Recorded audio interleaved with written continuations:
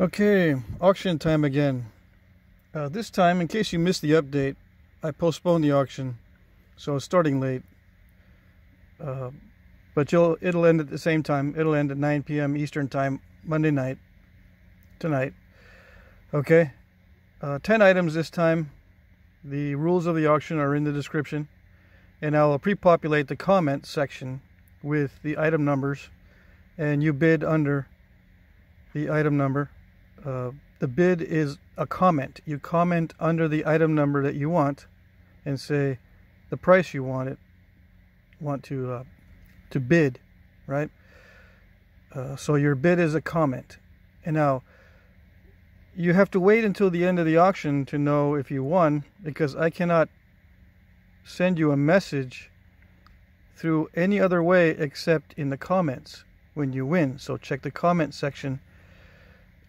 Unless I already have your email, I'm not going to be able to send you a message that you won.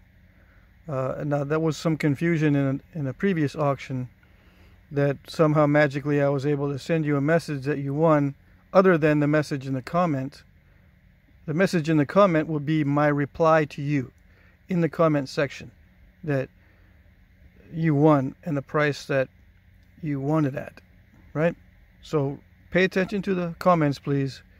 Because unless I have your email beforehand, I won't be able to send you a notice that you won. You have to look at the comments, because I will reply to you with a comment. Okay. This is a raw chert blade I made quickly before I left back to Vermont. I am in Vermont now. The next auction after this will have a lot more items. I'll try to make up for the lack of items. This one is the first one on the list. It's a simple blade of raw chert. It's kind of difficult to work, but I got it thinned down. There's some areas in here that had some concrete and stuff. It is semi-translucent.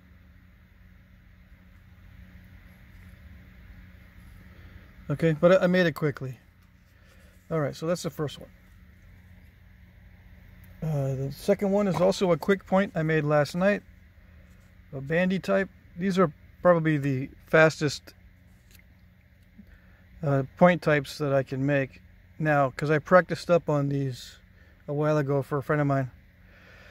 Anyway, it's pretty fast. It's kind of wonky on the edges, you know, not perfectly straight, but I tried to thin it down as best I could. It's kind of translucent. This is number 2. It's a heat treat.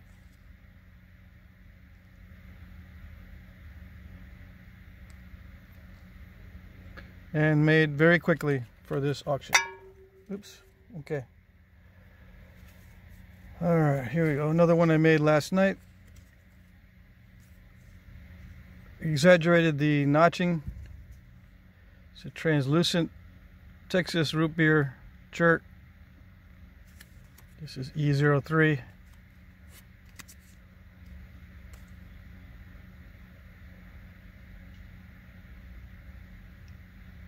It's got some little fingernail step fractures. I could have picked those out, but I didn't.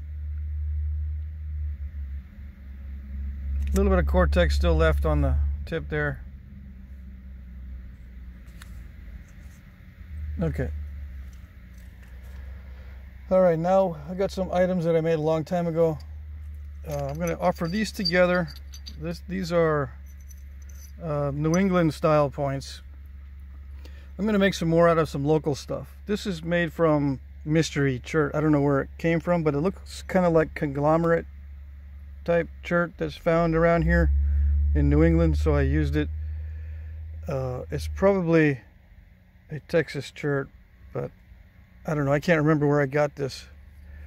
Anyway, I forgot the names. I think this is a Lamoka point here. This is kind of a Lamoka point out of ground slate. Right, but I'm not sure if they actually made them like this. I'm just offering this one together in this set as a New England style. This one, I forget the name of this. I don't know if it's a Perkiomen or a Susquehanna or something like that. Anyway, I'm offering these together. This is E04. I made these a long time ago. Okay.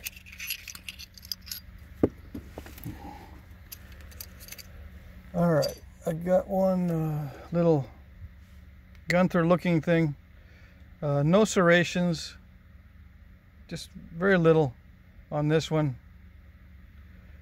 I made this one as a pattern, but since it doesn't have the serrations on it,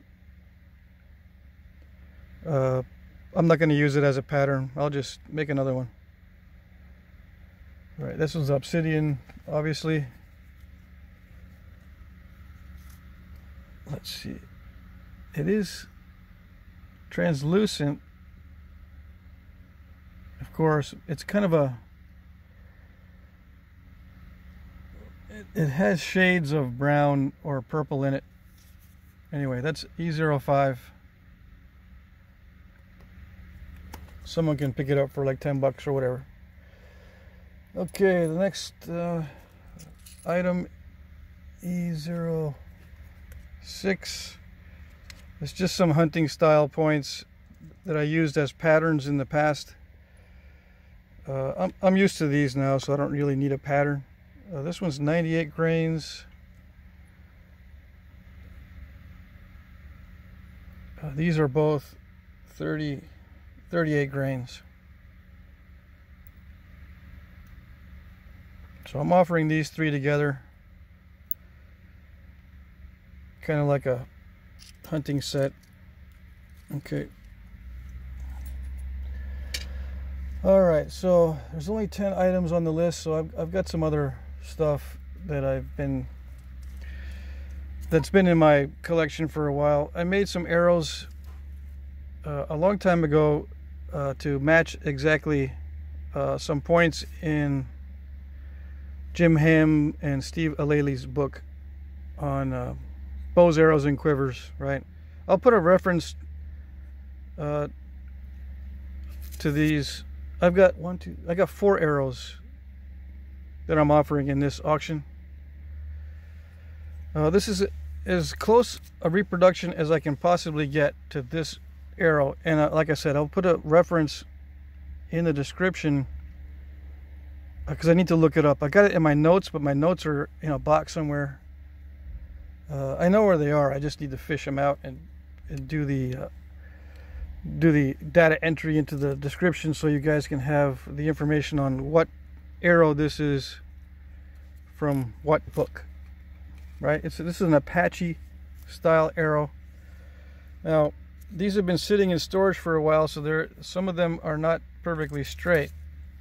I'll put some heat on them tonight a little bit and straighten these out, but keep in mind that they will not be perfectly straight when you get them. Okay, because I don't want to take a risk on breaking these in straightening. So I'll just straighten them as best I can. And if something happens, I'll just remove the item from the auction. But they should be fine. I'll work on these to straighten them out as best I can before the end of the auction. All right. So that one is E07.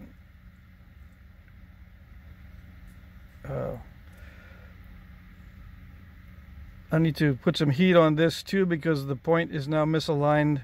This is a natural asphaltum glue, I think. Yeah. So I'll need to heat this a little bit and realign the tip. It's not too bad. All right. And this is Phragmites reed. These are turkey feathers. Okay. Another Apache Arrow. Same basic type of fletching as the previous one, except it doesn't have these little tails on the feathers. This is E08. A chert arrowhead. And as close as I could possibly get to copying the arrow in the book. Down to the last detail, like the little scoop outs at the end here. The paint The glue is natural, but the paint, I think I used like calligraphy ink, because calligraphy ink or India ink is a true black color. It doesn't have that purplish sheen that markers have. All right, same with this.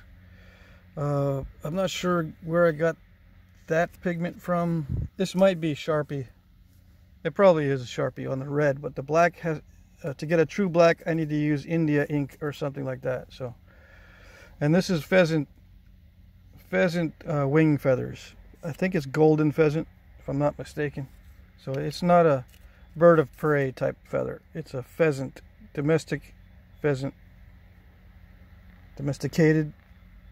All right. And I'll be sending these out 4 shafts separate. I'm separated from the shaft, so the package is smaller. But you'll receive it like this, and you just assemble it if you want to display it, or you can keep it disassembled if you want. It's just a friction fit on the 4 shaft.